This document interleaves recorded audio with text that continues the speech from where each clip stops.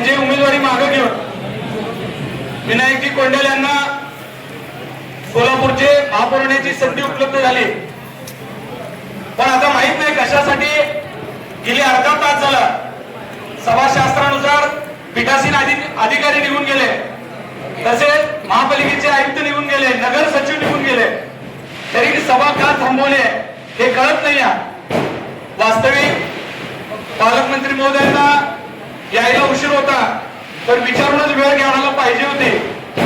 पण आता नवीनच महानगरपालिकेत नवा पायंडा पाडण्याचं काम सुरू आहे। पहिल्याच दिवशी अशा पद्धतीनं कामकाज होणार असेल तर पुढे 5 वर्ष आपल्याला काय काय बघावं लागेल याची चिंता सोलापूरकरांना आता लागलेली आहे।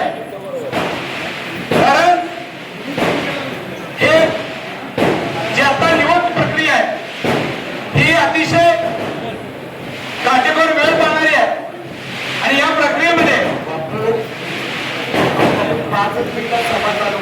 सभा कशासाठी सभागृह नेता सांगा, सभागृह नेता 5 मिनिटात आपण कशासाठी बापू 5 मिनिट साहेबांची निवड झाली